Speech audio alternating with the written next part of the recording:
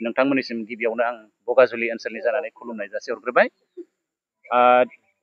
जोङो ओरैबायदि मोनसे गोजोननाय रादाब दिनै फोसावनो नागिरदों जे जोंनि बगाजुलि ओनसोला गोबाव बोसोरनिफ्राय गोबां जेंनायाव भुगिनानै दङमोन आरो बियो फैयै फैयै माखासे प्रसेसनि गेजेरजों मैया बिटिसिनि मोनसे एगजिकिउटिभ काउन्सिल जिरायदोंमोन आरो बेवहाय बिटिसि सरकारा प्रमद बर' बिथां दैदेननाय आरो लेन्ड एन्ड रेभिनिउ डिपार्टमेन्टनि एगजिकिउटिभ मेम्बार रनजित बसुमतारी बिथांमोननि दैदेननायाव आरो जोंनि लकेलनिनो तामुलपुर LACनि MLA बिथां जलेन दैमारि बिथांमोननि नाजानायाव मैया इसि पास जाबाय।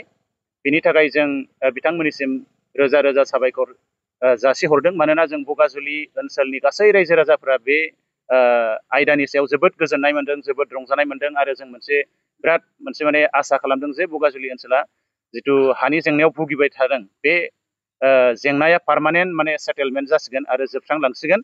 जों बेखिनि हाबाफारिया जाफुंसारनायनि थाखाय बिटिआर गभर्नमेन्ट आरो बेनि CEM Pramod Boro' sir, land and revenue डिपार्टमेन्टनि EM रनजित बसुमतारी सार आरो लकेल MLA जोंहा जलेन दैमारि बिथांमोननिसिम जों रोजा रोजा साबायखर जासिदों। आसा खालामदों जि आद्रा मोननैसो खामानि दंबावो बेखौ बिथांमोनहा अननानै नैबे अन्तत बृहत्तर बगाजुलि ओनसोलाव बर'फोरानो बांसिनै रायजो जानानै दं, बेहाय गुबुन हारि गैया। बे हिसाबै बे ओनसोलनि रायजो राजाफोरनि जेंनाखौ पार्मानेन्ट सलुसन खालामनायनि नोजोरजों मोननैसो जि आद्रा खामानि दङ बे खामानिखौ थाबैनो सुस्रांनानै होगोन आरो जोंहा फुरा बिसास दङ जे बिथांमोनहा बेखौ थाबैनो मावफुंनानै होगोन। जिखिनि हानि जेंनानि थाखाय जोंहा माखासे सरकारनि आसनिफोरखौ जों मोननो हायाखैमोन।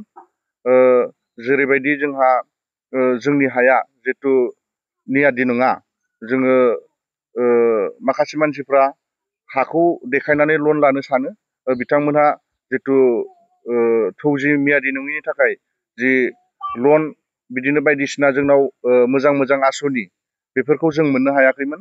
आरो बिखेखके जोंहा लामा सामानिबो माखासे जोंखौ सिगांनि सरकारावबो गोबां खोथा बुंदों जे नोंथांमोननि हाया रेभिनिउ जायाखै, नोंथांमोननि हाया माने रिजार्भ, बेबायदिनो गोबां माने बाहाना देखायनानै जोंखौ गोबां नेवसिबोदों सिगांनि सरकारनि समाव। जों बेबायदिनो गोबां जेंनाफोरजों फेस जानो गोनां जादोंमोन। नाथाय दिनैनि समाव जोङो आसा खालामो जे फैबाय थानाय समाव जोंनि जिखिनि बिटिआर सरकार प्रमद बर' सारनि जि दैदेननाय, जोङो आसा खालामो उननि समाव बिथाङानो सरकार दाफिननानै जोंनि जिखिनि हानि जि एसे प्रसेस दंबावो बेखौ मावफुंनानै होगोन होननानै जों आसा खालामबाय। आरो जोङो बे समाव साबायखरबो बावनो सानदों बिथांखौ, जोंनि जिखिनि एगजिकिउटिभ काउन्सिल बेखौ पास खालामनानै होनायनि थाखाय सारखौ जोबथारनायाव खनसे आं साबायखर बावबावबाय गासै बगाजुलिनि रायजोनि जानानै।